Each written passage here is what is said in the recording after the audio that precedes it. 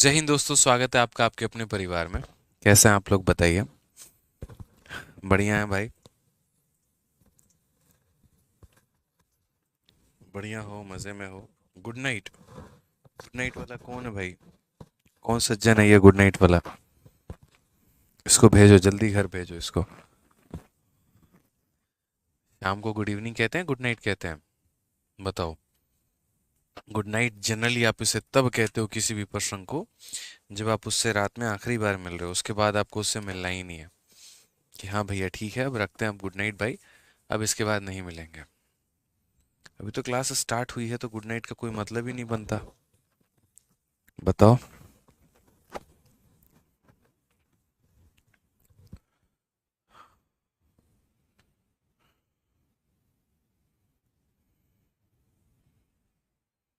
बताइए।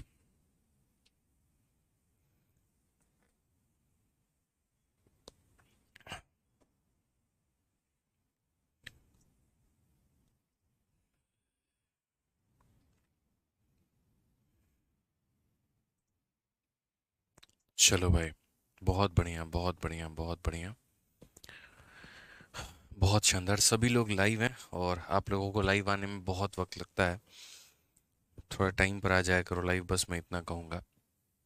तो last class में क्वेश्चन नंबर 181 तक हमने किया था। और 181 का एक अप्रोच मैंने आपको बताया था और मैंने कहा था कि मैं इसका दूसरा अप्रोच भी जो है वो बता दूंगा यहाँ पे। ठीक है। मैंने कहा था आपसे कि एक अप्रोच आप ही जान लीजिए जो बेसिक अप्रोच है, और उसके बाद में जो है नेक्स्ट क्लास में हम इसका स्मार्ट अप्रोच भी बता देंगे कि कैसे हम लोग इस सवाल को शॉर्ट में कर सकते थे। तो आइए चलिए, सबसे पहले इस सवाल को देखिए। तो कहा गया कि 11/5 of a number A is equal to 22% of a number B. ठीक है। And the number B is equal to 2.5% of a number C, and the value of C is 5500, then the sum of 80% of A and 40% of B. तो सबसे पहले यहाँ पर अगर हम बात करते हैं तो आप यहाँ पर देखो ये वाला लाइन। ठीक है। ये वाला लाइन क्या कहता है? तो 11/5 times of A is equal to 22% of B. यहाँ पर ये लाइन इसने बोला है। अगर हम 11 से काटते हैं यहाँ पर दो बार में, तो ए के बारे में जो पता चला है वो ये चला है कि ये बी का कितना परसेंट है? 10% है। ये बी का कितना परसेंट है मेरे भाई? तो 10% है। फिर से रिपीट करता हूँ, ये बी का कितना परसेंट है? तो 10% है। ठीक है। अब क्वेश्चन में यहाँ पर क्या कहा गया है? तो ज़रा क्वेश्चन में आगे पढ़िए आप यहाँ पे। तो क्वेश्चन में मेरे भाई बोला गया है 80% ऑफ ए। सही तरीके से देखना, 80% of A and 40% of B. तो अगर हम बात करते हैं यहाँ पर, तो हम बोलेंगे सर देखो, यहाँ पर हो जाएगा 80%। ठीक है। ऑफ हमारा कितना? तो ऑफ हमारा ए हो जाएगा। और ए के जगह पर हम क्या लिख सकते हैं? देखो वहाँ पे ए के जगह पे हम क्या लिख सकते हैं? तो ए के जगह पे हम यहाँ 10% ऑफ बी लिख सकते हैं। कितना लिख सकते हैं? 10% ऑफ बी। 10% ऑफ बी का मतलब यहाँ 10/100 ऑफ बी मेरे भाई। और प्लस हमारा कितना हो जाएगा? 40% ऑफ बी। ठीक है। कोई दिक्कत की बात है यहाँ बता दो जल्दी से। आप चाहो तो ऐसे भी लिख सकते हो। देखो थोड़ा मैं और आपको बढ़िया तरीके से बोल देता हूँ। 80% ऑफ ए को आप ऐसे लिख सकते हो, सर 80% ऑफ ए का मतलब 80/100। ठीक है। ऑफ। ठीक है। ऑफ के लिए आता है मल्टीप्लाई, और ए के लिए क्या लिखेंगे?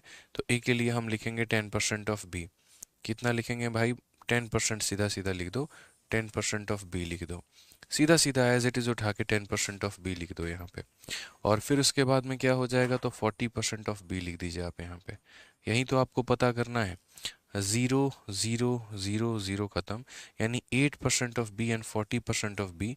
यानी हमें पता करना है 48% ऑफ बी मेरे भाई। यानी बी का कितना परसेंट पता करना है? 48% पता करना है। और बी का 48% मेरे भाई पता करना है। तो यहाँ पर समझना, 48% ऑफ। ठीक है।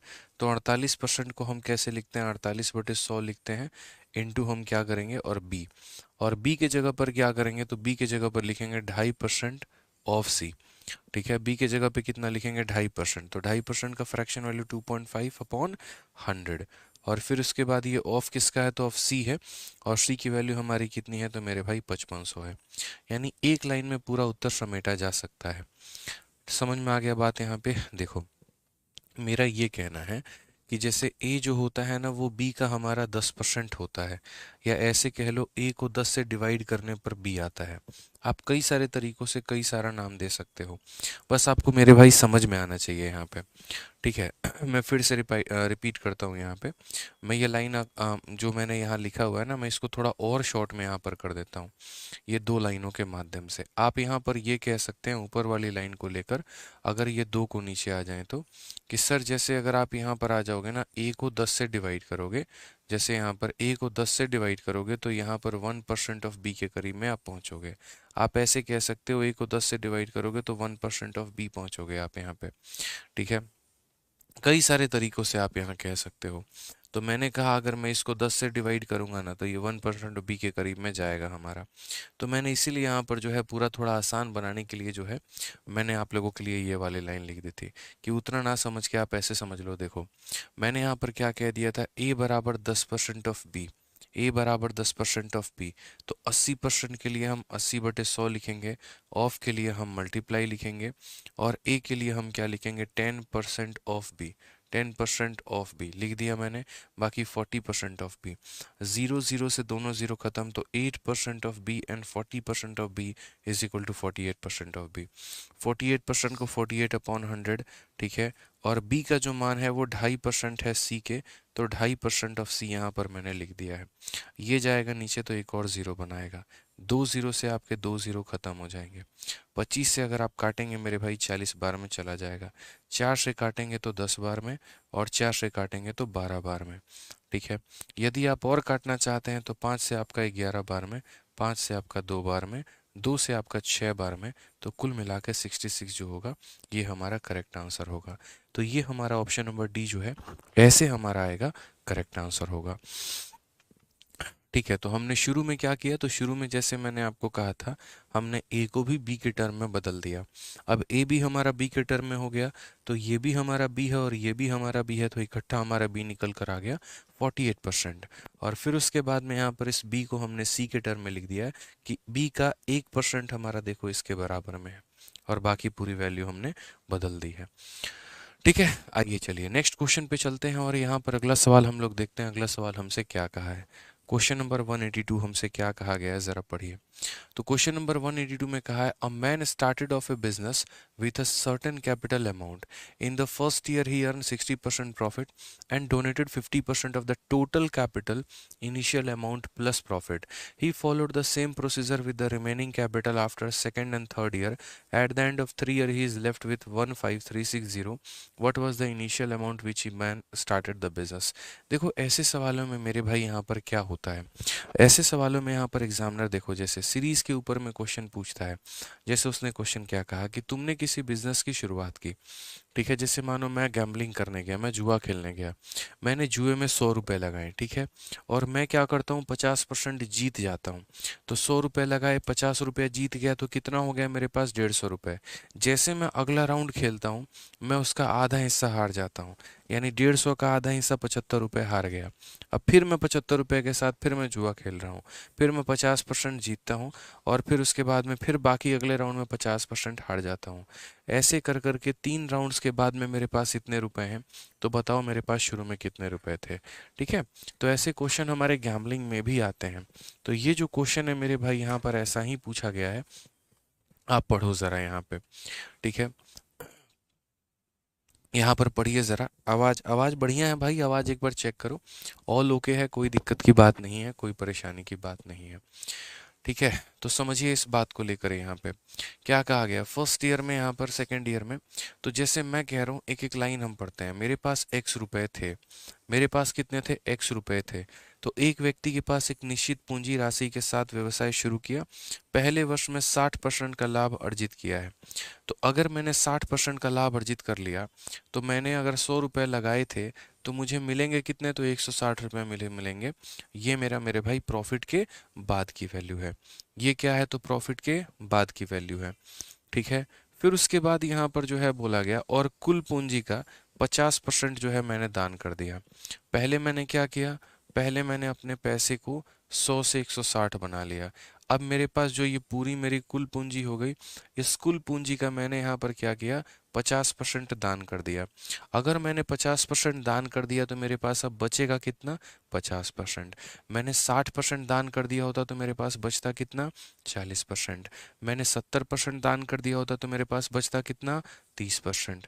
तो मैंने 50% दान कर दिया, तो मेरे पास बचेगा कितना, तो मेरे पास बचेगा 50% यहाँ पे। समझ में आ गया बात यहाँ पे? ठीक है। उन्होंने दूसरे और तीसरे वर्ष के बाद भी बाकी पूंजी के साथ में यही प्रक्रिया अपनाई है, तो 3 वर्ष के अंत में उसके पास इतने बचते हैं। ठीक है। देखो पहले वर्ष भी 100 से 160 और 100 से 50, फिर अगले वर्ष भी क्या होता है। देखो आप लोगों में कन्फ्यूजन कहाँ पे रहता है, आप लोगों में एक एक पॉइंट देखो, मैं 10 बार लिखने से बेहतर मैं क्या समझाऊंगा, समझो। मेरे पास इतना पैसा था, मैंने मार्केट में लगाया, 160 बन गए। अब मैंने अपने ये कुल पूंजी का, अब मेरी ये कुल पूंजी हो गई, और मेरी ये कुल पूंजी हो गई, तो मैं अब अपने कुल पूंजी का क्या करूंगा, तो मैं अपने कुल पूंजी का 50% दान कर दूंगा, तो मेरे पास बचेगा कितना, तो मेरे पास अपने कुल पूंजी का 50 बचेगा।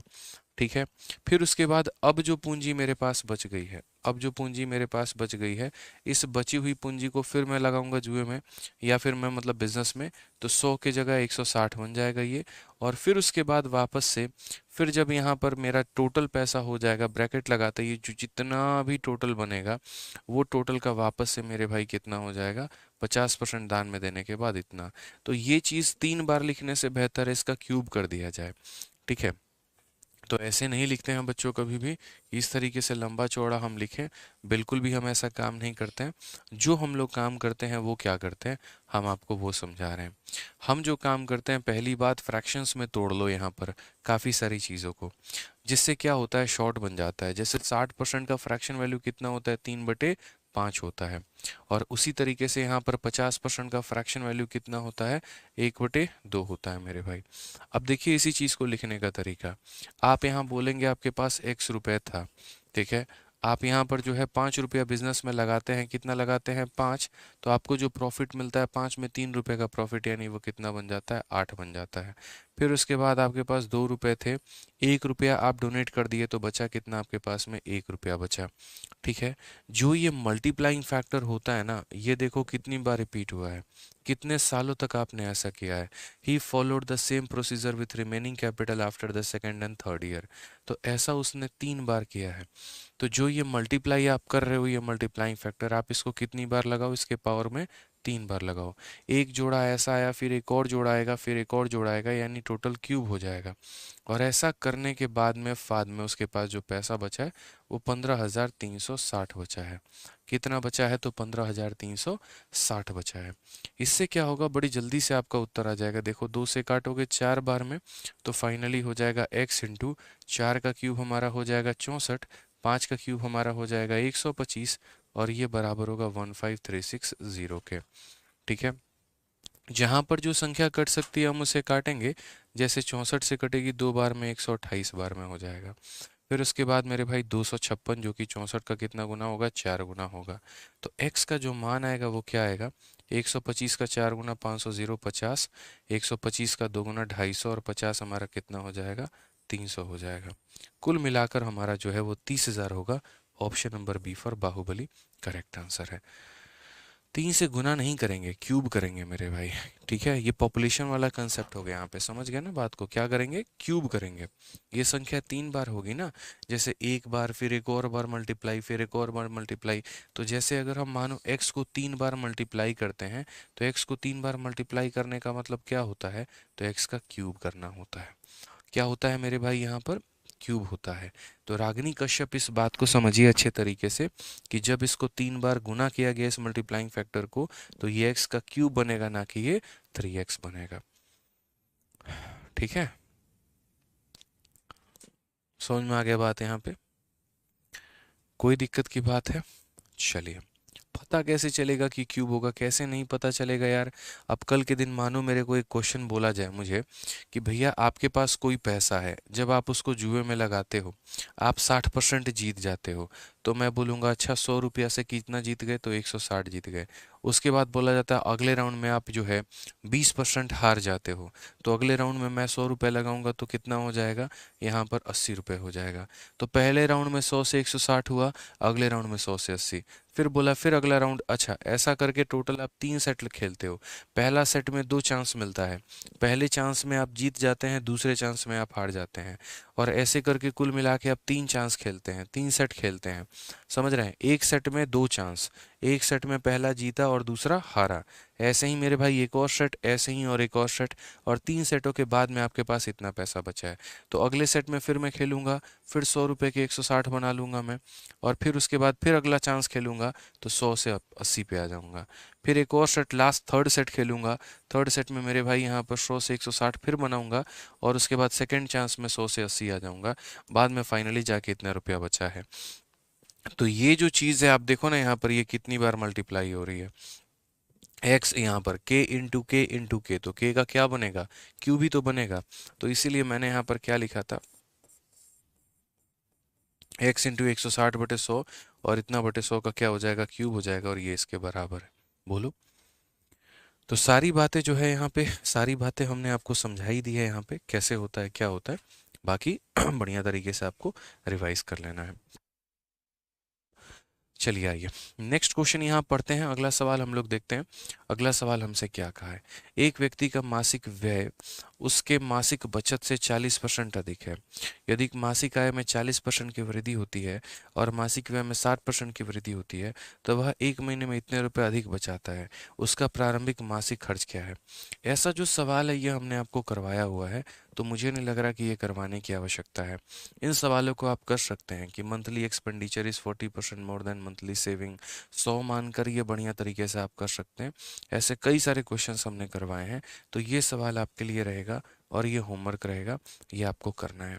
ये होल्ड पर नहीं है मेरे भाई, अच्छे तरीके से लिख देता हूँ यहाँ पे, ये होमवर्क है, ये आपको करना है। ठीक है, आइए चलिए नेक्स्ट क्वेश्चन देखते हैं। अगला सवाल देखते हैं क्या कहा गया, पढ़िए जरा। अगला कहा गया है यहाँ पर, the income of X is 42% more than Y and the income of Z is 45% less than sum of income X and Y. By what percentage is income of Z less than the income of X. तो बड़ा प्यारा question है, बहुत आसान तरीके से आप इसे कर सकते हैं कि सर जो एक्स की हमारी आय है वो वाई के आय से 42% अधिक है, और जो जेड की आय है वो एक्स और वाई के आय के योग से 45% कम है। जेड की आय एक्स के आय से कितने प्रतिशत अधिक या कम होगी। ठीक है, अब यहाँ पर समझिए आप कितने लोगों की चर्चा हुई है, 3 लोगों की चर्चा हुई है। तो पहले आप उन तीनों लोगों को लिखिए यहाँ पे। तो अगर आप बात करेंगे यहाँ पर 3 लोगों के बारे में, तो ये हमारा एक्स हो जाएगा, ये हमारा वाई हो जाएगा, ये हमारा जेड हो जाएगा। ठीक है, अगर हम बात करते हैं यहाँ पर, तो बोला गया पहली लाइन पढ़ो, एक्स की आय वाई के आय से 42% अधिक है। यानी जो एक्स की आय है वो वाई की आय से 42% अधिक है मेरे भाई। ठीक है, ये पहला लाइन है यहाँ पे कि अगर आपको एक्स निकालना है तो वाई में 42% जोड़ दो तो आपका ये आएगा। फिर कहा गया यहाँ पर कि जो जेड की हमारी जो आय है, तो जेड की आय एक्स और वाई के आय के योग से 45% कम है। यानी कहने का मतलब इनका जो दोनों का सम आएगा, तो ये सम से ये कितना कम होगा, तो ये सम से 45% कम होगा। ये कहा गया है कि जो भी इनका सम आएगा उसमें से 45% कम कर दोगे तो किसका आय निकल के चला जाएगा, जेड का आय निकल के चला जाएगा। मतलब आप ब्यूटीफुल देख रहे हो, कितना ब्यूटीफुल क्वेश्चन है यहाँ पे, कितना बढ़िया सवाल कि एक्स और वाई का जो भी तुम्हारे पास सम निकलेगा उससे ये 45% क्या है, तो उससे ये 45% कम है। तो अब एक काम करते हैं, इस रिलेशन को हम पूरा करते हैं। पहले हम यहाँ पर हर किसी के जो है आय निकालते हैं, हर किसी के जो है सैलरी को निकाल के हम समझते हैं यहाँ पे क्या कहा गया, बताइए। तो यहाँ पर देखेंगे सही से, तो मैं हमेशा ऐसे सवालों में कहता हूँ कि ये देखा करो कि हमला किसने किया है। ठीक है, सही तरीके से देखोगे तो वाई ने एक्स के ऊपर में किया और दोनों ने मिलकर जेड के ऊपर में किया। तो शुरुआत वाई ने की है, तो वाई को 100 मानने की गुस्ताखी करो आप यहाँ पे। तो वाई की इनकम को कितना मानोगे, तो 100 मानोगे। इस संख्या से 42% ज़्यादा हमारा ये कितना हो जाएगा, 142 हो जाएगा। दोनों की इनकम हमारी कितनी हो जाएगी, 242। ठीक है, और इससे 45% ये कम है, यानी कहीं ना कहीं इस संख्या का कितना है, तो इस संख्या का 55% है। अब बोलोगे आपने 55% क्यों निकाला है? इससे 20% कम, इसका मतलब 80%। इससे 30% कम, इसका मतलब 70%। इससे 40% कम, इसका मतलब 60% निकालना है। तो इससे 45% कम, इसका मतलब कितना निकालना है? 55 निकालना है। अगर हम 5 से काटेंगे दोस्तों तो 11 बार में, और 5 से काटेंगे तो 20 बार में। 2 से काटेंगे तो 10 बार में, और 2 से काटेंगे तो 121 बार में। 121 को 11 से गुना करेंगे तो 1331 आ जाएगा, और 1331 को 10 से भाग करेंगे 133.1 आएगा। यानी अगर हम बात करेंगे तो जेड की वैल्यू 133 पॉइंट कितना आएगा, तो 1 आएगा। इस बात को समझना है। कितना आएगा मेरे भाई, तो 133.1 आएगा। ठीक है, यानी इस संख्या का 55%, यहाँ 5 से 11 बार में, 20 बार में, और 2 से मेरे भाई 121 बार में, 10 बार में। 121 इंटू 11 इतना बटे 10 यहाँ पे।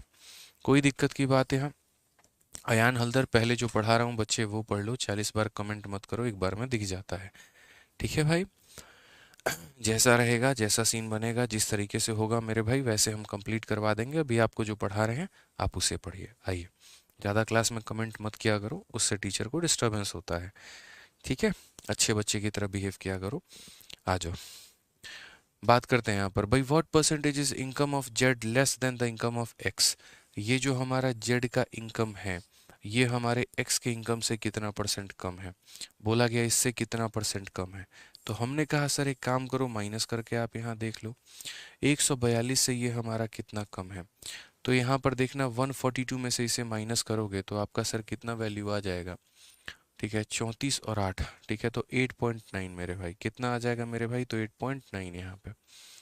ठीक है, इसे 0.9 दे देंगे, 134, 134 में 8 जोड़ेंगे तो यहाँ पर ही आ जाएगा। यानी इतने की कमी है, कितने की? 8.9 की। कितने के ऊपर में? 142 के ऊपर में। इंटू कितना करेंगे? तो इंटू मेरे भाई यहाँ पर 100 करेंगे। ठीक है, आप यहाँ से दशमलव हटा दो तो आपका यहाँ पर 0 आ जाएगा। ठीक है, आपने यहाँ पर काट लिया है। अब 142 से आप इसे काट करके देखिए, 89 को कटेगा लगभग, तो एग्जैक्ट नहीं कटेगा। आप 890 को मेरे भाई इससे भाग कर लो। आप और चाहते हो तो आप यहाँ पर ये कह सकते हो कि सर 71 बार में ये जा रहा है, 5 बार में ये जा रहा है। ठीक है, बट मैं उतना खिचड़ी बनाने को नहीं बोलूँगा, मैं सीधा सीधा बोलूँगा कि भाई देखो बात ऐसी है, ये तुम्हारा 890 है, और 890 को तुम भाग करके देख लो 142 से। 14×5 = 70, 14×6 = 84, 6 पॉइंट समथिंग करके आएगा। दो ऑप्शन है मेरे भाई। अगर हम भाग करेंगे पूरा देसी मेथड से, एकदम जैसे आता है अपने को, तो 142 से 6 बार में भाग करेंगे, 6 दूनी 12, 24 25, और यहाँ पर 852 मेरे भाई कितना हो जाएगा? 38 हो जाएगा।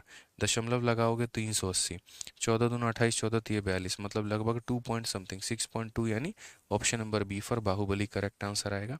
ये हमारा बिल्कुल सही उत्तर है।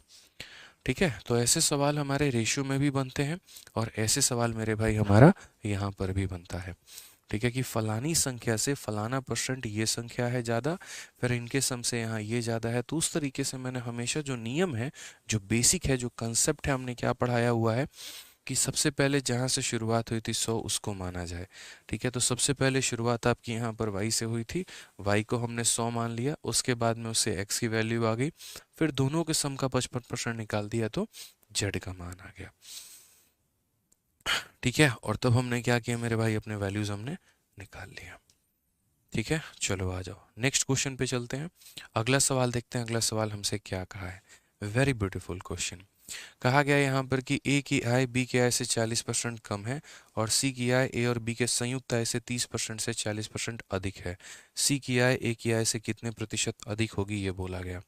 ठीक है, तो हम यहाँ पर देखते हैं, पढ़ते हैं। यहाँ पर कुल मिलाकर 3 लोगों की चर्चा है, तो ए हो गया, बी हो गया, और सी हो गया। The income of A is 40% less than that of B. अगर हम ए की इनकम की बात करें तो ये 40% कम है, और किसके इनकम से? तो बी के इनकम से। And the income of C is 40% more than 30% of the combined income of A and B. यानी ए और बी का इनकम निकालना है, और इनके कंबाइन इनकम का कितना निकालना है? तो कंबाइन इनकम का 30% निकालना है। 30% निकालने के बाद ये जो वैल्यू आएगी, समझना मेरी बात को, इन दोनों के कंबाइन इनकम का 30% निकालो, जो ये वैल्यू आएगी, तो क्या कहा गया है?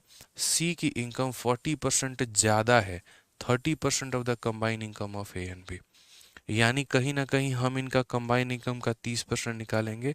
और इस संख्या से ज़्यादा कौन है, तो बोलोगे सर इस संख्या से 40% ज़्यादा किसकी वैल्यू है, तो इस संख्या से 40% ज़्यादा सर हमारी सी की वैल्यू है। इस संख्या से 40% ज़्यादा जो है वो मेरे भाई सी की वैल्यू है यहाँ पे। क्लियर है, कोई दिक्कत की बात है यहाँ पर, ये बता दो। तो हमने यहाँ पर कहा ठीक है कि ये हमारा ए हो गया और ये हमारा बी हो गया। ठीक है, बी में 40% कम करेंगे तो ए का मान आएगा, दोनों का 30% निकालेंगे और जो वैल्यू आएगा उसमें 40% ज़्यादा, उसमें 40% ज़्यादा किसकी वैल्यू हमारी निकलेगी, तो उसमें 40% ज़्यादा हमारी सी की वैल्यू निकलेगी। तो वही कहा गया यहाँ पर कि C is 40% more than 30% of the combined income of A and B. By what percentage is C income more than the income of A? C की जो इनकम है वो हमारी A की इनकम से कितनी ज़्यादा है। ठीक है, आप हिंदी में भी पढ़ लीजिए, कोई दिक्कत नहीं है। A की आय B के आय से 40% कम है, A की जो आय है B के आय से 40% कम है। C की आय A और B के संयुक्त आय के 30%, ए और बी के संयुक्त आय के 30% से 40% अधिक है। ठीक है, तो बोला गया सी की आय ए की आय से कितने परसेंट अधिक होगी, हमें ये बताइए। हिंदी में कहीं पर कुछ भी डेटा मिसिंग नहीं है, बड़ा सही तरीके से डेटा दिया गया है, कोई दिक्कत की बात नहीं है। तो हम यहाँ पर कैसे बनाएंगे वो समझिए। वापस से मेरी वही लाइन, जो हमला करता है उसको 100 मानते हैं। इस पूरे सीरीज में देखो पहली झगड़े की शुरुआत किसने की, बी ने, तो बी को क्या मानेंगे, 100 मानेंगे। इसमें से 40 कम ये आ जाएगा कितना, तो मेरे भाई हो जाएगा हमारा 60। ठीक है, इन दोनों का कंबाइन इनकम कितना होगा, तो 160 होगा। 100 और 60 160, 160 का 30%, तो 16 इंटू 3 कितना हो जाएगा, 48 हो जाएगा मेरे भाई। फिल्टर करके निकाल दो कि सर पूरी इनकम का 30% यानी इतना। इस संख्या से 40% ज़्यादा, 48 से 40% ज़्यादा। ठीक है, कौन है मेरे भाई यहाँ पर, तो 48 से 40% ज़्यादा मेरे भाई सी है। तो मैं यहाँ पर सी की वैल्यू कैलकुलेट नहीं करूँगा, मैं मेरे भाई सीधा सीधा यहाँ वैल्यू लिख दूंगा कि जैसे यहाँ पर, ठीक है, इससे 40% ज़्यादा, इसका मतलब इस संख्या का 140%। मैं आपसे 10% ज़्यादा हूँ, इसका मतलब मैं आपका 110% हूँ। मैं आपसे 20% ज़्यादा हूँ, इसका मतलब मैं आपसे 120% ज़्यादा हूँ। देखो जितना परसेंट ज़्यादा होता है जोड़ देते हैं और जितना कम होता है उतना घटा देते हैं। जैसे अगर मैं आपसे 10% ज़्यादा हूँ, इसका मतलब 100 + 10 यानी मैं आपका 110% हूँ। और अगर मैं आपसे 10% कम हूँ, इसका मतलब 100 - 10, इसका मतलब मैं आपका 90% हूँ। तो वही बात है, इस संख्या में 40% ज़्यादा यानी सीधा 48 का कितना परसेंट होना, तो 48 अगर अपने आप में 100 है तो उसमें 40 ज़्यादा यानी उसका 140 होना। ये किसकी वैल्यू है, सी की। हम नहीं करने जा रहे हैं कैलकुलेट, मैं यहाँ पर एक और ट्रिक अप्लाई करने वाला हूँ और वो आप लोग बेहतरीन तरीके से समझ जाएंगे कि मैं क्या अप्लाई करूँगा। अब क्वेश्चन में मेरे भाई बोला गया है by what percentage C income more than A. देखो अब क्या होता है, कभी भी वैल्यूज़ को मल्टीप्लाई मत किया करना, कभी भी आप लोग मूर्ख लोगों वाला काम मत करना कि यहाँ इसका 40% निकाल के जोड़ के ये वैल्यू लेके आ रहे हैं, ये गधे लोग करते हैं, आप ऐसा मत करना। ठीक है, आप सिर्फ सबके वैल्यूज़ को लिखना जैसे मैंने लिखा है, जैसे मैंने यहाँ इसकी वैल्यू लिख दी है और मल्टीप्लाई नहीं किया है। अब उसके बाद में क्या होता है, जिसके बारे में कहा जाता है हम लोग क्या करते हैं, उसका रेशियो ले लेते हैं। उससे क्या होता है, हल करना बड़ा आसान हो जाता है। जैसे यहाँ पर बोला गया सी की इनकम हमारी ए के इनकम से कितनी ज़्यादा है, तो हम यहाँ पर क्या करेंगे, अब सी के इनकम का और ए के इनकम का रेशियो लेंगे कि C income is more than A income. तो हम यहाँ पर क्या करेंगे मेरे भाई, एक तरफ हम ए का इनकम लेंगे और दूसरी तरफ हम सी का इनकम लेंगे। चाहे तो रेशियो यहीं ले सकते हैं, बट बाद में खिचड़ी बन जाएगी, तो अलग से लिख दे रहा हूँ। ये ए की इनकम है और ये मेरे भाई यहाँ पर सी की इनकम है यहाँ पे। ठीक है, अब मुझे यहाँ पर क्या करना है, ये बताना है भाई दोस्त यहाँ पे कि ये जो सी की इनकम है यहाँ पर by what percentage C income more than है, ये हमारा ए से कितना ज़्यादा है। तो कभी भी कोई भी चीज़ किससे कितना प्रतिशत ज़्यादा है या कितना परसेंट कम है, अगर आपको ये बताना हो तो आप उनका अनुपात लीजिए, इससे बढ़िया कुछ भी नहीं है। ठीक है, तो आप यहाँ पर क्या करेंगे, उनका रेशियो लेंगे।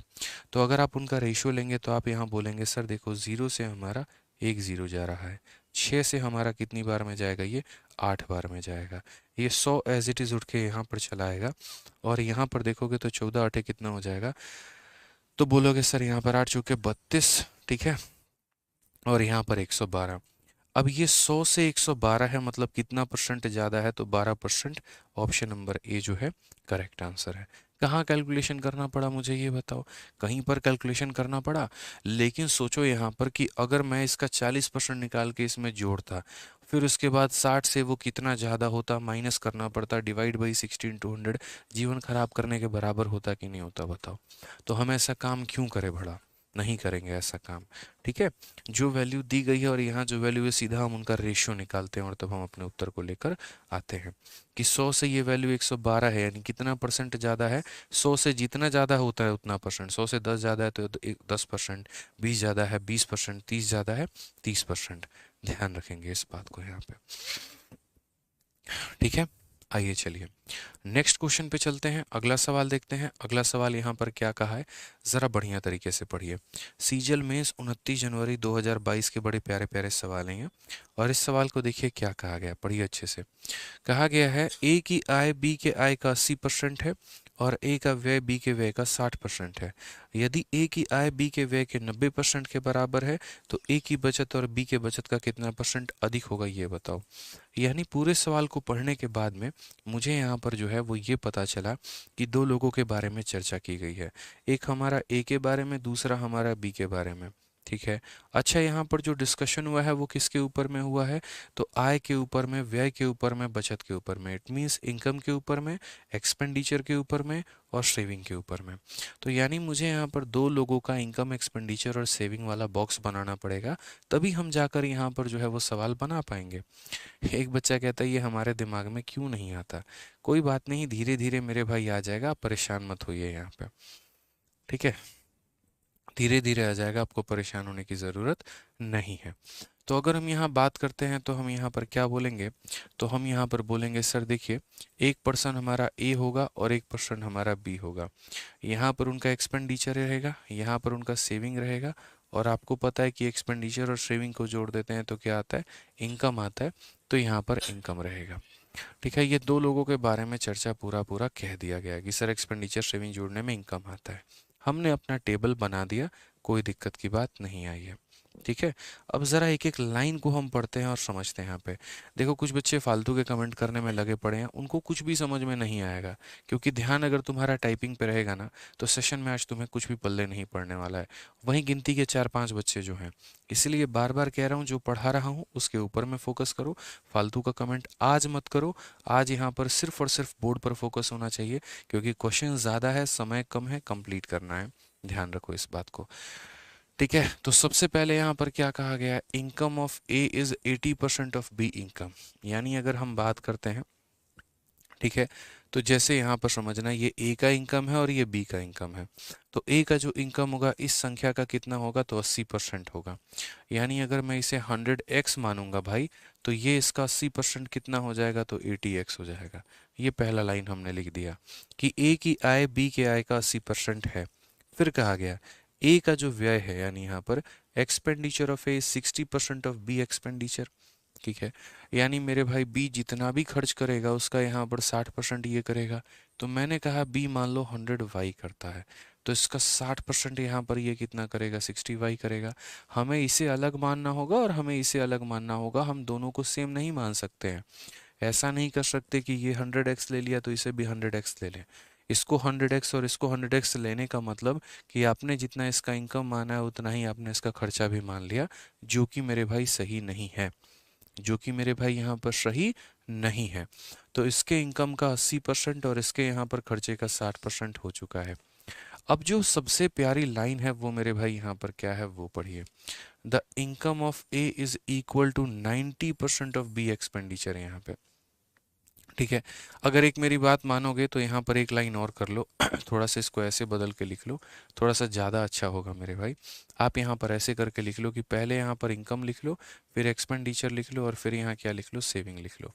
आपको सेविंग निकालना है ना, तो इनकम में से एक्सपेंडिचर निकालने के बाद भी तो सेविंग आ जाता है। इनकम में से देखो, जितना मैंने कमाया उसमें से मैं अपने खर्च को माइनस कर दूंगा तो मेरी सेविंग निकल के चली आएगी। तो वैसे भी तो हम कर सकते हैं। ठीक है, अब यहाँ देखो इनकम के बारे में बोला गया, ये जितना भी कमा रहा है उसका यहाँ पर 80% कमा रहा है। उसके बाद ये जितना भी खर्च कर रहा है उसके बाद इसका 60% ये मेरे भाई खर्च कर रहा है। ठीक है, ये मैंने लिख दिया। अब जो तीसरी लाइन है वही कनेक्टिंग लाइन है, यहाँ पे वही सबसे बड़ी राजा है। उसने क्या कहा है कि ए का जो इनकम है वो बराबर है 90% of B expenditure. I repeat the words, income of A. तो पहली बात मैं यहाँ पर जा रहा हूँ इनकम ऑफ ए के इनकम पे, जो कि कितना है 80x है। तो मैंने यहाँ पर कहा दिस इज इनकम ऑफ ए, ठीक है, इज इक्वल टू 90%। तो 90% यहाँ पे, ठीक है, ऑफ का मतलब मल्टीप्लाई, बीज एक्सपेंडिचर, बी का एक्सपेंडिचर यानी कितना मेरे भाई 100 तो बड़ा सिंपल सा बात है, जो चाहे इंग्लिश में पढ़ लो चाहे हिंदी में पढ़ लो। क्वेश्चन में कहा गया यहाँ पर कि ए की जो आय है, ए की जो आय है वो यहाँ बी के खर्चे के, तो बी का खर्चा इतना है, बी के खर्चे का 90% है, ठीक है। अब अगर हम दोस्त यहाँ देखते हैं तो ये हमारा डबल ज़ीरो से डबल ज़ीरो खत्म, ज़ीरो से ज़ीरो खत्म, x को हम यहीं पे रहने देंगे और y को हम नीचे लेके चले आएंगे। तो ये हमारा बराबर हो जाएगा किसके, तो 9/8 के। इससे हमें क्या मिल गया, x और y के मान मिल गए। इससे हमें क्या मिल गया, तो x और y के हमें वैल्यू मिल गए। और जब हमें x और y का वैल्यू मिल जाएगा तो हम यहाँ पर जो है इन वैल्यूज़ को जब यहाँ रख देंगे, ठीक है, तो उसके बाद में हमारा किसका वैल्यू निकल कर चला आएगा, तो सेविंग का वैल्यू निकल के चला आएगा। तो मैंने यहाँ पर क्या कहा, तो मैंने यहाँ पर ये कहा है कि देखो अब x की वैल्यू कितनी है 9। तो अगर x की वैल्यू 9 है तो 9 को 80 से गुना करो, 9 और कितना हो जाएगा, तो मेरे भाई 9 को यहाँ पर गुना करेंगे तो देखो पूरा का पूरा समीकरण बदल जाएगा। अगर आप चाहते हो कि मैं ये सारा वैल्यू लिखूँ यहीं इसी के ऊपर में, तो इसी के ऊपर में लिख देंगे, थोड़ी खिचड़ी बन जाएगी। या नहीं तो बोलो हम अलग से नीचे लिख देते हैं, वो भी सही है, तो आप वैसे भी कर सकते हो। तो अगर मैं यहाँ पर जो है दोबारा से टेबल बना दूं क्या, चलो दोबारा से टेबल बना देता हूँ। मैं यहाँ पर वापस से ए लिख देता हूँ, बी लिख देता हूँ, जो ऊपर वाली चीज़ें हैं। फिर उसके बाद में यहाँ इनकम भी लिख दिया है, एक्सपेंडिचर भी लिख दिया है, सेविंग भी लिख दिया है, ये मैंने लिख दिया। एक्स की वैल्यू 9 है तो 9 को 80 से गुना करेंगे 720 आ जाएगा, ठीक है। 9 को 100 से गुना करेंगे तो 900 आ जाएगा, ठीक है। वाई की वैल्यू 8 है, 8 से अगर हम 60 को गुना करेंगे तो 8 से 48 हो जाएगा। और 8 को हम 100 से गुना करेंगे तो हमारे पास 800 आ जाएगा।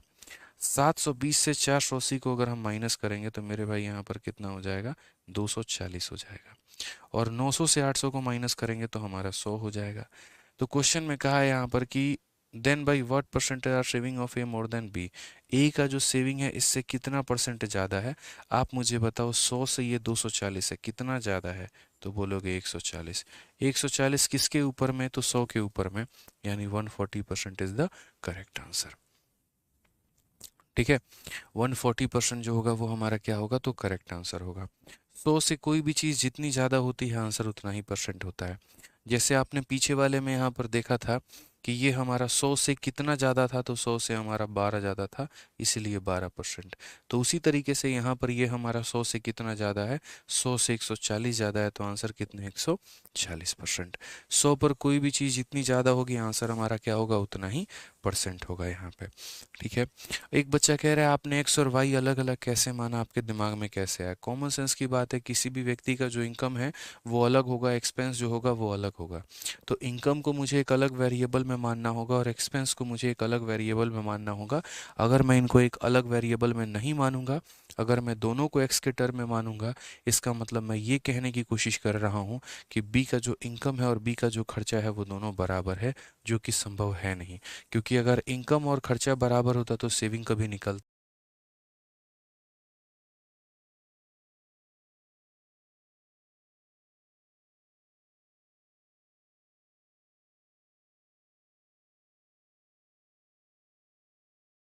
अलग वेरिएबल मानेंगे, ठीक है। कोई दिक्कत की बात है भाई, बता दो यहाँ। तो एक बहुत ही बढ़िया सवाल था, हालांकि ये सारे सवाल आप रेशियो में दोबारा से करेंगे, रेशियो में भी हम आपको एक बार और रिपीट करवा देंगे, तो आप इसके लिए मेरे भाई जो है टेंशन मत लीजिएगा, ठीक है। आइए चलिए एक और क्वेश्चन हम लोग देखते हैं सीजल मेंस का, और बड़ा प्यारा सा मेरे भाई ये सवाल है सीजल मेंस का, बढ़िया तरीके से पूछा गया, पढ़िए ज़रा। कहा गया है कि एक व्यक्ति का जो मासिक व्यय है उसकी मासिक बचत से इतना % अधिक है। यदि उसकी मासिक आय में 44% की वृद्धि होती है, मासिक व्यय में इतने % की वृद्धि होती है, तो मासिक बचत में रुपए इतने की वृद्धि होती है। आरंभिक व्यय क्या है? ये वाला क्वेश्चन मैंने आप लोगों को सिखाया हुआ है और मुझे लगता है कि ये सवाल का उत्तर आप लोग दे सकते हैं। पढ़िए ज़रा अच्छे से कि monthly expense of a person are इतना मोर देन मंथली सेविंग। जो क्वेश्चन मैंने अभी आपको होमवर्क दिया है ना, ये उसी का भाई है और कुछ नहीं है। 187 जो है, अगर आप सही तरीके से देखोगे तो 183 को पढ़ो और 187 को पढ़ो। 183 में भी कहा था monthly expense 40% more then saving, monthly expense 40% more then saving, और यहाँ पर भी सेम लाइन बोला है मंथली एक्सपेंस इतना % more than saving. Same line वहाँ भी, सेम लाइन यहाँ भी। फिर उसके बाद यहाँ पर जो है मेरे भाई फिर बोला कि यहाँ पर जो है अगर हम उसके मंथली इनकम को इतना बढ़ाते हैं और एक्सपेंडिचर को इतना बढ़ाते हैं, ठीक है, इनकम को बढ़ाने की बात कही है और एक्सपेंडिचर को बढ़ाने की बात कही है। इसमें भी पढ़ो, अगर हम इसके मंथली इनकम को इतना बढ़ाते हैं और एक्सपेंडिचर को इतना बढ़ाते हैं, सेम लाइन हमारा। फिर उसके बाद यहाँ पर फिर से इसमें क्या बोला, फिर इसमें कहा कि वो इतने रुपए ज़्यादा सेव करता है तो इनिशियल खर्चा बताओ, और यहाँ पर भी मेरे भाई जो है सेम बोला हुआ है, वो अब इतने रुपए ज़्यादा सेव करता है, इनिशियल खर्चा बताओ। यानी 83 नंबर क्वेश्चन 183 और 187 दोनों सेम है, जो फ़र्क है वो डेटा का है। एक स्टेटमेंट में एक लाइन भी नहीं बदला गया है, जो बदला गया है वो डेटा बदला गया है। और 183 और 187 जैसे कई सारे सवाल मैंने आपको करवा दिए हैं, तो ये भी आपका होमवर्क है, ये भी आपको करना है। आप चाहें तो इन्हें एलिगेशन से भी बना सकते हैं और आप चाहें तो मेरे भाई इन्हें बेसिक से भी बना सकते हैं, ये आपके ऊपर में है। ठीक है, the basic difference between the these two questions is only the data. ठीक है, क्लियर है ये बात यहाँ पे? आइए मेरे भाई, चलिए अगला सवाल हम लोग यहाँ देखते हैं और यहाँ पर जो है अगला सवाल बनाते हैं। इसमें हिंट दें। देखो हिंट वही रहता है हमारा एलिगेशन। चलो मैं लास्ट में एक बार देख लूंगा हिंट का अगर कुछ देना होगा तो। पहले अब मेरे भाई बाकी जो सवाल है हम उसे कंप्लीट करते हैं। ट्राई करो ना यार, देखो ट्राई नहीं करोगे तो प्रॉब्लम आएगा। मैं पता है क्या चाहता हूँ, सुनो, मुझे पता है बहुत सारे बच्चों से ये सवाल नहीं बनेगा, बट जब नहीं बनेगा तो आप उसको डाउट ग्रुप में भेजोगे, और जब आप डाउट ग्रुप में भेजोगे तो बाकी बच्चे भी उसका सॉल्यूशन करेंगे, ठीक है। उसके बाद में आपको भी वो सॉल्यूशन नज़र में आएगा। तो जो सवाल मुश्किल होता है ना, हम लोग उसको कई बार प्रैक्टिस कर करके जो है वो समझ लेते हैं। अब क्या होता है, जैसे 187 एक अच्छा सवाल है, मैंने छोड़ दिया बच्चों आप लोग करना। आप में से दो तरह के बच्चे होंगे, एक इग्नोर करके आगे बढ़ जाएंगे और दूसरा उसके लिए युद्ध करेंगे, लड़ेंगे मेरे भाई। दोस्त से पूछेंगे, किताब में ढूंढेंगे, उसके बाद डाउट ग्रुप में पूछेंगे, खुद से बनाने की कोशिश करेंगे। जब वो इतना प्रयास करेंगे ना तो ऑटोमेटिक उनको ये सवाल जो है वो याद हो जाएगा। तो मैं पढ़ाऊंगा तो हो सकता है आपको याद ना हो सकता है आप कंफ्यूजन में है, लेकिन जब आप खुद से 4 जगह पर मेहनत करोगे ना तो वो चीज़ आपके दिमाग में फिट हो जाएगी। ठीक है, तो एक बार मैंने वो जगह करवा रखा है, अब आपको एक बार आपको अपने तरफ से खोजना है, प्रयत्न करना है, तभी आप सीखेंगे। ठीक है, आइए 188 नंबर क्वेश्चन में क्या कहा है। एक कक्षा में 70% विद्यार्थी लड़कियां हैं और 70% लड़कियों ने सॉकर को अपना पसंदीदा खेल चुना है। यदि 98 लड़कियों ने सॉकर को अपना पसंदीदा खेल चुना है तो कक्षा में विद्यार्थियों की कुल संख्या क्या है? ये सवाल तो बहुत बढ़िया सवाल है, बढ़िया नहीं कह सकते, बड़ी आसानी से बन सकता है। और इसमें जो है हम लोग आपको लगा सकते हैं एलिगेशन कह रहे हैं, चेन मेथड या सीरीज मेथड लगा सकते हैं कि सर एक कक्षा है, मानो उसमें x बच्चे थे, पूरी क्लास में x बच्चे थे, इस क्लास में 70% of the student are girls, तो इसमें गर्ल्स की संख्या कितनी होगी? तो इस संख्या का 70%। तो जैसे इसको 70/100 से मल्टीप्लाई किया, किसकी संख्या निकल कर आ गई? तो बोलोगे सर गर्ल्स की संख्या निकल कर आ चुकी है। किसकी संख्या निकल कर आ गई है? तो गर्ल्स की संख्या निकल कर आ गई है। अब बोला गया है 70% of the girls chosen soccer as their favourite place, favourite sport, यानी लड़कियों के संख्या का 70%, ये पूरा लड़कियों की संख्या है, और लड़कियों की संख्या का 70%, लड़कियों की संख्या का 70% जो है वो बराबर है उन बच्चों के या उन नंबर के जो लड़कियों ने यहाँ पर सॉकर चूज किया है, और वो बराबर है कितना? तो 98। तो पहले मैंने टोटल पॉपुलेशन का 70% निकाला तो यहाँ तक लड़कियों की संख्या निकल गया, और लड़कियों का 70% निकाला तो सॉकर खेलने वाली लड़कियों की संख्या निकल गई। बस मेरे भाई सवाल में इतना ही था और कुछ नहीं था। तो यहाँ टोटल नंबर ऑफ स्टूडेंट पूछा है तो कैसे बोलेंगे, तो बोलेंगे सर यहाँ पर जो है वो देखिएगा 0 और 0 से दोनों खत्म, 7 और 7 49 से 2 बार में खत्म, डबल 0 जाके मल्टीप्लाई करेगा तो x का मान कितना आ जाएगा, x का मान हमारा 200 आ जाएगा। x का मान कितना आ जाएगा, 200 आ जाएगा। हालांकि फिर से हमेशा की तरह एक बात बोलते हैं, x का कोई मान नहीं होता है। ठीक है, क्लियर है ये बात यहाँ पे। चलिए आइए नेक्स्ट क्वेश्चन देखते हैं, अगला सवाल देखते हैं, अगले सवाल की तरफ बढ़ते हैं, क्या बोला गया है। अगला सवाल पढ़ो मेरे भाई, क्या कहा गया। 2020 में गांव ए की जनसंख्या गांव बी की जनसंख्या से 25% अधिक थी, और गांव सी की जो जनसंख्या है बी की संख्या से 20% अधिक थी। ठीक है, यहाँ पर 2011 में ए की जनसंख्या में 20% की वृद्धि हुई, बी की जनसंख्या में 10% की कमी हुई, और सी की जनसंख्या में 5% की कमी हुई। यदि 2021 में ए बी और सी की कुल जनसंख्या 56,640 थी तो 2020 में सी की जनसंख्या कितनी थी। ये सवाल ऐसे होते हैं कि शुरू से पढ़ते पढ़ते लास्ट तक जाओ ना तो आदमी क्वेश्चन भूल जाता है क्या था क्या नहीं था। बट कोई बात नहीं, हम लोग इसको बेहतर तरीके से करेंगे, समझेंगे, सीखेंगे, जानेंगे। यहाँ पे क्या कहा गया जरा पढ़िए। In 2020 the population of A was 25% more than village B and population of C was 20% more than B. यानी यहाँ पर 3 लोगों का इस्तेमाल है तो मुझे रेशियो का कंसेप्ट लगाना है। मुझे पहले वो 3 लोगों को लिखना है, तो मैंने पहले वो 3 लोगों को लिख दिया। उसके बाद हम अगला कदम क्या करते हैं, रिलेशन निकालते हैं, कौन किससे कितना ज़्यादा कितना कम है। तो अच्छे तरीके से पढ़ेंगे तो ए 25% मोर देन बी है। तो अगर हम बात करेंगे तो ए की जनसंख्या क्या है, तो 25% इससे ज़्यादा है। कितना है मेरे भाई, तो 25% इससे ज़्यादा है। ठीक है, और उसके बाद में सी का जो विलेज है वो 20% ज़्यादा है बी से ये कितना परसेंट ज़्यादा है, 20% ज़्यादा है। तो ये मेरे भाई कहानी है। अच्छा, ये कब की कहानी है, तो 2020 की कहानी है। कब की कहानी है, तो 2020 समय था तब की कहानी है कि 2020 में यहाँ पर ए की जनसंख्या इससे 25% ज़्यादा है और सी की जनसंख्या इससे 20% ज़्यादा है। ठीक है, अब मैंने यहाँ पर क्या किया, तो मैंने यहाँ पर निश्चय लिया कि हमेशा की तरह जो व्यक्ति मेरे भाई हर किसी के ऊपर में हमला करता है तो 100 पहले उसी को मानते हैं और उसी से शुरुआत करते हैं। ठीक है, तो हमने यहाँ पर क्या किया, तो हमने यहाँ पर जो 100 है वो बी को माना है कि यहाँ पर ये हमारा कितना हो जाएगा, तो 100x हो जाएगा। इसमें 25 बढ़ा देंगे तो ये हमारा कितना हो जाएगा, 125 हो जाएगा, और इसमें 20 मेरे भाई बढ़ा देंगे तो ये हमारा 120 हो जाएगा। ठीक है, कोई दिक्कत की बात यहाँ, कोई परेशानी की बात हो तो बता दो। अब उसके बाद में कहा गया यहाँ पर, हालांकि इसको थोड़ा शॉर्ट में करने के लिए अगर मेरे से पूछोगे इसको 400 मान लो तो ज़्यादा बेहतर है। ठीक है, आगे चल के परसेंटेज कैलकुलेट करने में आसानी रहेगा, बट कोई बात नहीं, ऐसे भी कर सकते हैं। ठीक है, इन 2021 population of A increase by 20%। अब मेरे भाई 2021 की बात है। किसकी बात है, 2021 की बात है।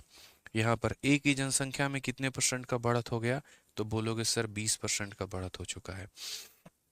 That of B decrease by 10%। B ने अपनी जनसंख्या में कितने की कमी कर ली, 10% की कमी कर ली। और सी की जनसंख्या में कितने की कमी हो गई, तो 5% की कमी हो गई है।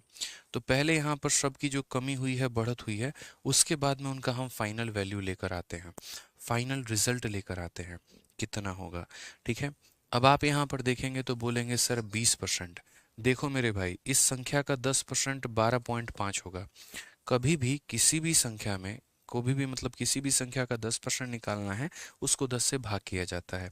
मुझे अगर मेरे भाई इसका 10% निकालना है, 10 से भाग करूंगा 12.5। अगर 10% 12.5 है तो 20% जो होगा वो उसका डबल यानी 25 होगा। तो इसका मेरे भाई 20% 25 होगा, तो इसमें 25 जोड़ेंगे तो कितना आ जाएगा, 150। ठीक है, क्लियर है। इसमें से 10% हम मेरे भाई कम करेंगे, यानी 100 में 10 की कमी तो हमारा कितना हो जाएगा, 90 हो जाएगा। इसका 10% 12 होता है तो 5% 6 होता है, तो 6 कमी करेंगे तो 114 हो जाएगा। क्लियर है, तो ए का हो गया, बी का हो गया, सी का हो गया। हमने यहाँ पर क्या किया, सबकी वैल्यू को लिख दिया। अब हमारे क्वेश्चन में क्या बोला है, total population of A B and C in 2021 was इतना। ठीक है, यानी मेरे भाई यहाँ पर ये जो 56,640 640 है, ये क्या है? तो यहाँ पर 2021 में तीनों का टोटल है, 2021 में ये तीनों का टोटल है, ठीक है। यानी ये किसकी वैल्यू है? तो बोलोगे सर ये 150x प्लस हमारा कितना 90x और प्लस हमारा कितना 114x, ठीक है। ये सर हमारा इतने का वैल्यू है और हमें पता क्या करना है? तो what was the population of C in 2020, C की जनसंख्या 2020 में कितनी थी, हमें वो पता करना है। सी की जनसंख्या 2020 में कितनी थी, यानी 120 थी, हमें यहाँ पर ये पता करना है। समझ गए? तो जो दिया गया था वो तीनों का मान था और जो पता करना था वो इतने का मान था। हम यहाँ पर सीधा लिख सकते हैं 15 9 24 24 240 340 350 354, यानी सबको जोड़ कर डायरेक्ट हम यहाँ पर लिख सकते हैं, ठीक है। हम यहाँ पर क्या कर सकते हैं, सबको जोड़ लो, 15 9 24 240 340 354 मेरे भाई 354x यहाँ पे। यानी कहीं ना कहीं बोलेंगे जो दिया गया है वो 354 का मान है और जो पता करना है वो हमारा 120 का मान है। अब यहाँ पर गौर तरीके से देखोगे तो x आपका यहीं से खत्म हो जाएगा, यानी वही बात है, हाथी के दांत दिखाने के कुछ और खाने के कुछ और। x तो मेरे भाई यहाँ पर कोई आवश्यकता ही नहीं थी, x को बड़े प्यार तरीके से आप यहाँ पर काट सकते थे, ठीक है। अब आप यहाँ पर 354 से काट करके देखिए, तो 354 से आपका ये संख्या कितनी बार में कटेगा? तो क्या ये मेरे भाई जो है 16 बार में कट सकता है? देखना, 16 चौके 64 का 4, 6 हाथ में 16 85 86 6 5, 16 3 48 और 8 मेरे भाई 56, बिल्कुल ये संख्या मेरे भाई जो है यहाँ पर इसको 16 बार में काटेगा और एक जीरो है तो जीरो आ जाएगा, ठीक है। अब अगर हम देखते हैं यहाँ पर तो 16 12 कितना होता है, तो यहाँ पर 192, तो 16 इंटू 12 192 हो जाता है और हमारा डबल जीरो आ जाएगा, यानी ये हमारा करेक्ट आंसर है। कौन सा ऑप्शन है? तो ऑप्शन नंबर ए फॉर आओ कभी हवेली पे, ठीक है। तो इससे बेहतरीन हो सकता है क्या भाई? कुछ मेरे भाई बता दो जरा यहाँ पर कि 2020 थी, ठीक है। इससे मेरे भाई ये 25% ज़्यादा था तो इससे 100 मान लिया तो 125 हो गया, इससे ये 20% ज़्यादा था तो इतना हो गया, इसने 20% बढ़ा लिया अपनी जनसंख्या में तो यानी कहाँ पहुँच गया 150 पे, इसने 10 कम करके यहाँ, इसने इतना कम करके यहाँ। ये जो जनसंख्या है ये तीनों का मेरे भाई सम है, तो तीनों से डिवाइड, और जो पता करना है वो 120 का मान पता करना है, तो 120 से हम इसे गुना कर देंगे, ठीक है, क्लियर है। चलिए नेक्स्ट क्वेश्चन की बात करते हैं, 190 नंबर सवाल। और 190 नंबर सवाल को देखिए क्या बोला गया है, ज़रा पढ़िए यहाँ पर। बहुत ही प्यारा सवाल, बहुत ही बढ़िया सवाल, बड़ी आसानी से आप इसे कर सकते हैं। कहा गया कि रवि के पास शुरू में एक निश्चित संख्या में चॉकलेट थी, जबकि भानु के पास शुरू में रवि के पास मौजूद चॉकलेट की 80% संख्या थी। रवि ने अपने चॉकलेट का 10% अपनी बहन को दे दिया, जबकि भानु को अपने चाचा से शुरू में मिली चॉकलेट की संख्या का 35% और प्राप्त हुआ। यदि भानु के पास अंततः 54 चॉकलेट थी तो रवि ने अपनी बहन को कितनी चॉकलेट दी थी? मतलब ये रवि और भानु मिलकर हमें पागल बना रहे हैं और कुछ नहीं कर रहे हैं। तो यहाँ पर अगर हम देखेंगे तो CHSL 2023 में बड़ा प्यारा क्वेश्चन पूछा गया परसेंटेज के कंसेप्ट के ऊपर में, ठीक है। कोई दिक्कत की बात यहाँ, तो हम कैसे पढ़ेंगे? तो हम बोलेंगे सर देखिए एक तरफ हमारे पास रवि है और दूसरी तरफ हमारे पास क्या है? तो भानु है। देखिए आप लोग मानिए आज के क्लास में जितने भी आप क्वेश्चंस कर रहे हैं सारे हाई लेवल के क्वेश्चन हैं, सारे बढ़िया लेवल के क्वेश्चंस हैं और ये जनरली आपको एक बार में कम समझ में आएंगे, इनको मल्टीपल प्रैक्टिस करनी पड़ेगी। और स्पेशली जिस बच्चे ने पीछे के किसी क्लास को देखा ही नहीं है, कोई भी क्लास उसकी मिस है, तो उसको तो और प्रॉब्लम हो सकती है इस क्लास में। इसीलिए मैं हर क्लास को स्टार्ट करने के पहले की बात बोलता हूँ, उम्मीद करते हैं कि आप क्लास में रिवाइज करके आए होंगे, आप उम्मीद करते हैं कि मेरे भाई आप पहले का पढ़ कर आए होंगे, ठीक है। समझ रहे हैं मेरे भाई यहाँ पर? तो समझिए इस बात को लेकर, थोड़ा जो लेवल रखा है हमने क्वेश्चंस के अच्छे रखे हैं, सारे बढ़िया लेवल के, आप भी यहाँ पर इनको बढ़िया तरीके से पढ़ कर आओ, ये आपके लिए बहुत फायदेमंद है। रिवाइज करके आओ पहले के सेशन को, नहीं तो कोई फायदा नहीं होगा। तो कहा गया Ravi initially had a certain number of chocolate, मान लेते हैं रवि के पास यहाँ पर कुछ चॉकलेट है, ठीक है। While Bhanu initially had 80% of the number of chocolate that Ravi initially had, Ravi के पास जितना है उसका 80% किसके पास है मेरे भाई? तो भानु के पास है, ये कहा गया। तो मैं अपने तरफ से क्या कर लेता हूँ, मैं अपने तरफ से रवि को 100 मान लेता हूँ, ठीक है। तो रवि के पास जितनी भी चॉकलेट है उसका 80% भानु के पास है, यानी 80x हो जाएगा ये, ठीक है। फिर उसके बाद Bhanu had 80% of the mature that Ravi initially. Ravi gave 10% of his chocolate to his sister while Bhanu received from his uncle another 35% of the number of chocolate he initially had. ठीक है, ये बड़ा मेरे भाई बढ़िया हो जाता है कि रवि ने अपने चॉकलेट का 10% अपनी बहन को दे दिया। यानी रवि इसमें से अपनी बहन को कितना दे देता है, तो रवि जो है अपनी बहन को, जो इसकी सिस्टर है, प्यारी सी बहन है यहाँ पे, उसको ये कितना दे देता है, तो जो भी इसके पास है उसका 10%। तो यहाँ पर उसका 10% कितना हो जाएगा, तो 10x हो जाएगा। ठीक है, रवि के पास जो भी चॉकलेट है उसका 10% वो अपनी किसको दे रहा है, तो बहन को दे रहा है। साफ लफ्जों में कहा गया है रवि ने अपनी चॉकलेट का 10% अपनी बहन को दे दिया है। और जबकि भानु को अपने चाचा से शुरू में मिली चॉकलेट की संख्या का 35% और प्राप्त हुआ है। यानी यहां से एक संबंध पता चला। और क्या पता चला कि भानु के जो चाचा हैं वो कौन है, वो रवि हैं। या ऐसे कह सकते हैं रवि कौन है, तो रवि जो है मेरे भाई भानु के चाचा हैं। आप यहाँ पढ़ सकते हैं कि Bhanu receive from his uncle, Bhanu किससे रिसीव करेगा, अपने अंकल से, another 35% of the number of chocolate he initially had. ठीक है, यहाँ पर इसके चाचा के पास में जो शुरू में चॉकलेट थी ना, उसका 35% यहाँ पर किसे मिला है, तो भानु को। यानी रवि ने 10% अपनी बहन को दे दिया और 35% अपने भतीजे को दे दिया। ठीक है, यानी यहाँ पर इसे कितना दे दिया, तो 35x यहाँ पर दे दिया है। ठीक, if Bhanu finally had 54 chocolate. अब अगर हम भानु के पास बात करते हैं तो ये हमारा हो जाएगा 115। अब भानु के पास में कितना चॉकलेट है, तो बोलेंगे सर 115 चॉकलेट है।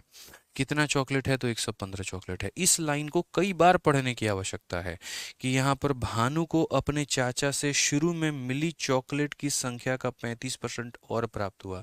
Received from his uncle another 35% of the number of chocolate he initially had.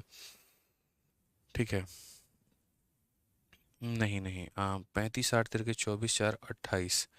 एक मिनट मेरे भाई, 104।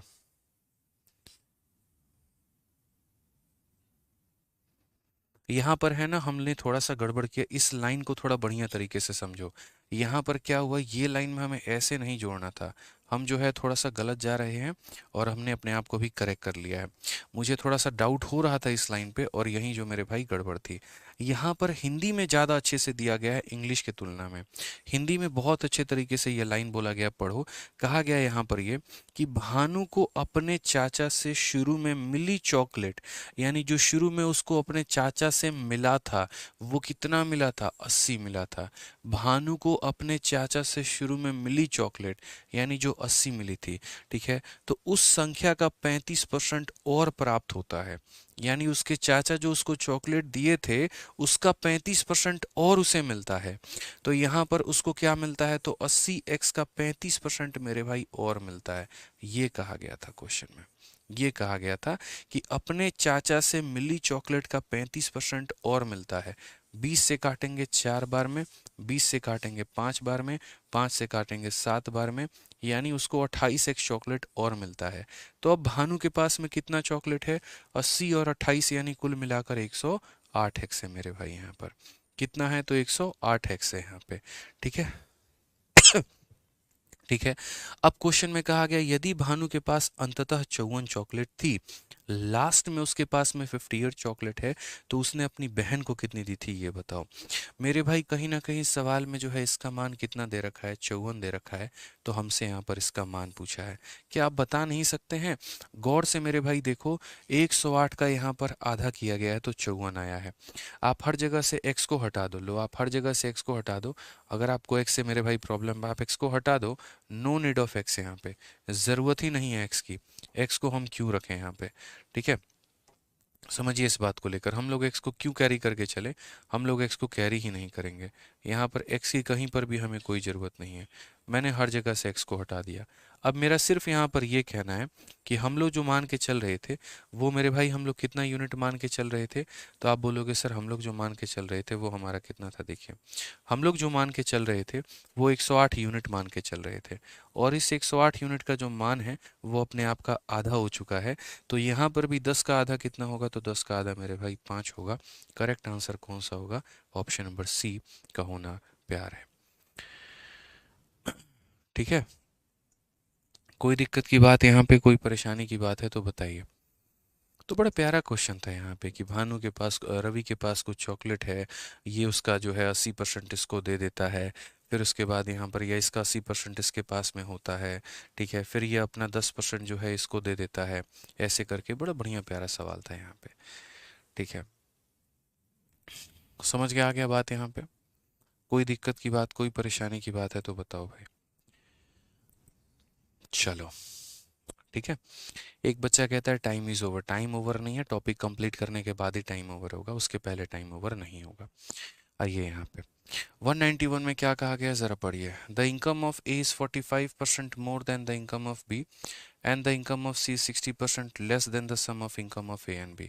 The income of D is 20% more than the income of C. If the difference between the income of B and D is 13,200, then the income of C is. अब पूरा सवाल पढ़ा, कितने लोगों के बारे में बात हुई है? 4 लोगों के बारे में। कौन कौन है? A है, B है, C है और D है, और इन्हीं लोगों के आपस में तुलना भी की गई है। तो हम ज़रा एक बार इनकी तुलना करते हैं। तो हमने कहा एक बार A लिख दो, फिर एक बार B लिख दो, फिर एक बार C लिख दो, फिर एक बार D लिख दो, और परेशान होने की कहीं पर कोई ज़रूरत नहीं है।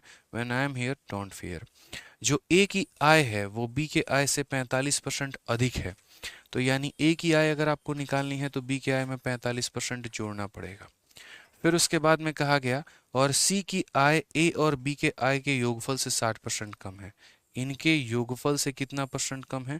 तो बोला गया सर ये 60% जो है ये हमारा कम है।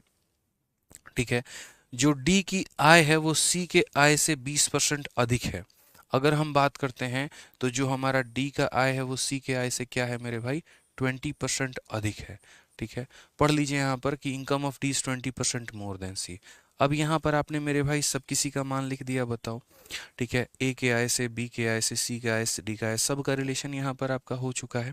अब मुझे एक बात बताइए, यहाँ पे जो व्यक्ति हमला करता है उसे कितना मानते हैं? बोलोगे गुरुदेव 100 मानते हैं। जो हमला करता है उसे कितना मानते हैं? तो 100 मानते हैं। तो आप यहाँ पर एक बात बताइए, आप यहाँ पर 100 किसे मानेंगे? तो बोलेंगे पहले बी ने ए पर हमला किया, दोनों ने मिलकर सी पे किया, सी ने डी पे किया।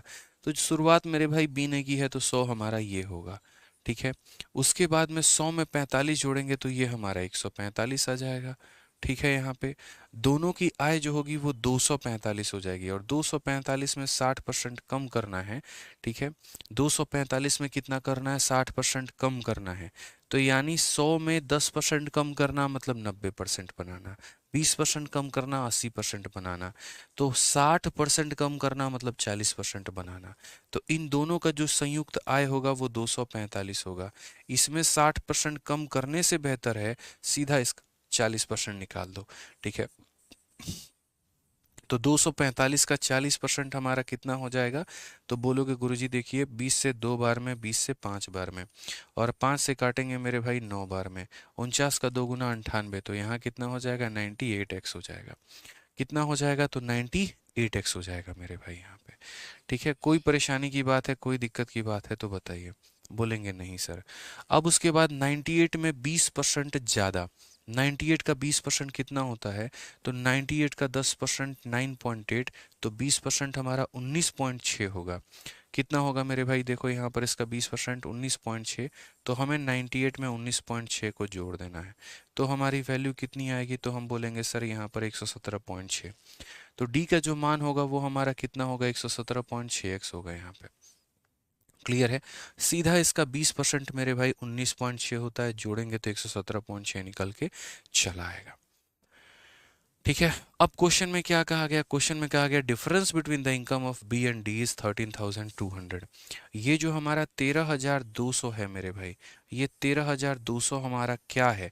तो ये 13,200 बी और डी का मेरे भाई अंतर है। बी और डी का अंतर है। बी हमारा 100 है, डी हमारा इतना है, दोनों का अंतर 17.6, यानी ये जो मान है ये 17.6 का मान है। और हमें जो पता करना है वो सी का इनकम पता करना है, यानी 98x का मान पता करना है।